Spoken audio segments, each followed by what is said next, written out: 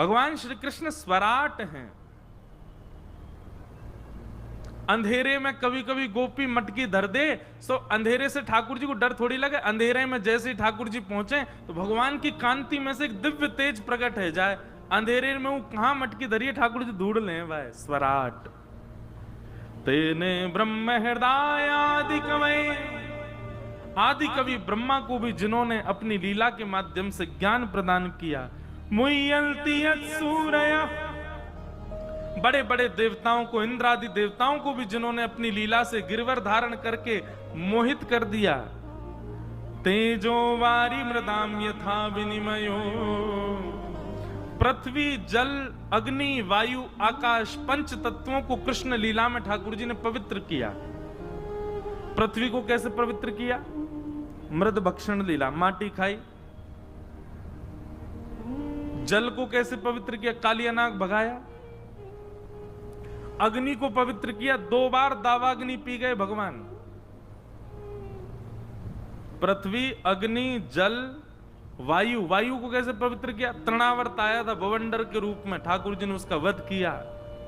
और आकाश तो 6 महीना की रात्रि तक ठाकुर जी ने रास विहार कियो, आकाश को पवित्र कियो। जिन पंच तत्वों से हमारा शरीर बना है, जिन पंच तत्वों को अति अधम बताया, ठाकुर जी ने कृष्ण लीला में उन सबको पवित्र किया। एक प्रकार से देखो जाए तो मैं और हम आप सब, हम ठाकुर जी को प्रसाद हैं, उच्छिष्ट हैं। क्यों? पंच तत्व से हमारा शरीर बनो, और ये पंच तत्व ठाकुर जी ने स्वीकार किए कृष्ण लीला में। तेजो वारी मृदाम यथा विनिमयो यत्र सर्गो मृषा, 3 स्थानों पर ठाकुर जी ने लीला की, ब्रज, द्वारिका और इंद्रप्रस्थ। धामना स्वेन सदा निरस्तकुहकम सत्यम परम धीमहि। अपने धाम गमन से पूर्व भगवान ने उद्धव को ज्ञान उपदेश किया। ऐसे परम सत्य श्री कृष्ण को हम बारंबार प्रणाम करते। अच्छा एक बात बताऊं, भगवान मथुरा में कितनी बार आए पता है आप? कृष्ण लीला के अलावा ठाकुर जी मथुरा में कितनी बार आए? 2 बार और आए। कब? पहले तो ठाकुर जी आए मधु नामक दैत्य को मारने के लिए। मधु नामक दैत्य रहता है, इसीलिए इसका नाम मधुवन था। मधु नामक दैत्य को मारने के लिए आए, इसीलिए भगवान का नाम पड़ा मधुसूदन। मधुसूदन भगवान, मधुसूदन भगवान पहले आए मथुरा में आकर के। ये देखो किशोरी जी के संग लीला करनी ना ब्रजमंडल में, तो पहले कहीं भी हम जामे तो 2 बार पहले कोई व्यवस्था देख के आवे, हाँ भाई सब ठीक है कि नहीं है, सब आनंद मंगल। ठाकुर जी भी 2 बार आए पहले।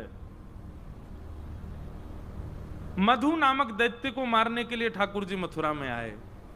अब मधु तो दैत्य तो बहानो, ठाकुर जी देख वे आए, सब ठीक है मंगल है, यहाँ पे लीला करनी है, कैसे करनी है, कहाँ कौन सा वन होगा, कौन सी कुंज होगी, कौन सी लता होंगी, कौन से कुंड होंगे। फिर चले गए। वाके बाद फिर भक्त श्री ध्रुव जी महाराज जब तपस्या के लिए नारद जी के पास गए, कहाँ जाएं? तो नारद जी ने उनको आज्ञा की घर मधुवन में जाओ, मधुवन में जाके भगवान की सेवा करो। तब ध्रुव जी को दर्शन देने के लिए भगवान शंख चक्र गदा पद्म धारण करके हरि स्वरूप में मथुरा में पधारे। और मथुरा में आकर के श्री ध्रुव जी को दर्शन दिया। और ध्रुव जी को दर्शन देने के बहाने फिर ठाकुर जी डोल गए, कहां कहां लीला करनी है, कैसे क्या करना है। और जब 2 बार में ठाकुर जी को बिल्कुल आनंद है गयो, फिर तीसरी बार में ठाकुर जी ने एक सेवक भेजो। कौन? श्री शत्रुघ्न जी महाराज। भगवान श्री राम जब लंका से वापस लौट करके अयोध्या पधारे तो प्रभु श्री राम ने, तभी भगवान को खबर पता चली कि मधु दैत्य का पुत्र लवणासुर यहां पर उसने अपना पूरा फैला रखा था।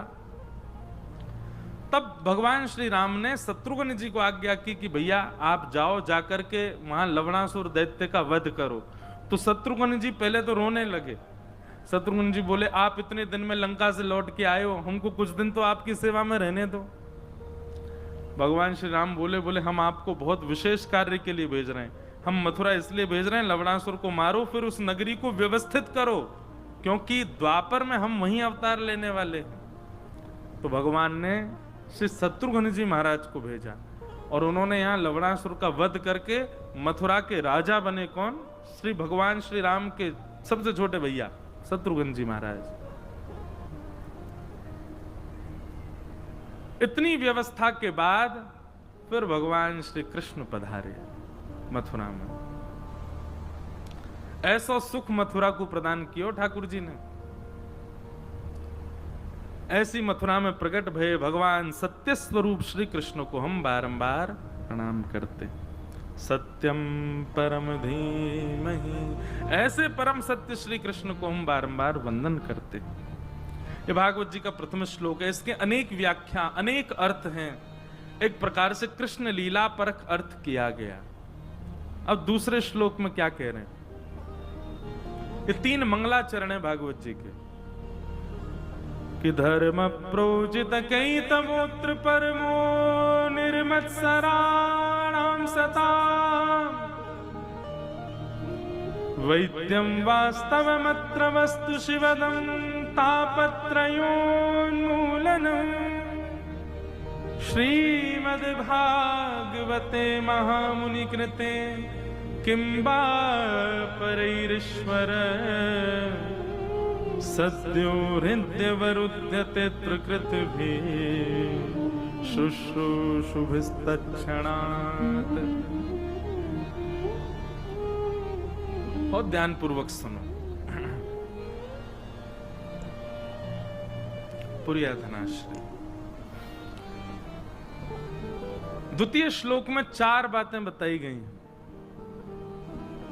सबसे पहले विषय, दूसरा अधिकारी, तीसरा संबंध और चौथा प्रयोजन। भागवत जी का विषय क्या है? हम आप सब क्यों एकत्रित हुए कथा सुनने के लिए? मूल कारण क्या है भागवत जी का? तो कहते हैं धर्म प्रौजित कई तवोत्र परमो।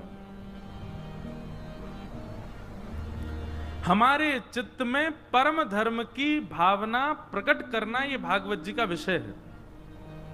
धर्म तो दुनिया कर रही है, बहुत ध्यानपूर्वक सुनिए सब लोग। धर्म तो सब कर रहे हैं, पर धर्म से नेक ऊंचे उठ करके परम धर्म की श्रेणी में ले जाना, यह भागवत जी का विषय है। धर्म किसे कहते हैं?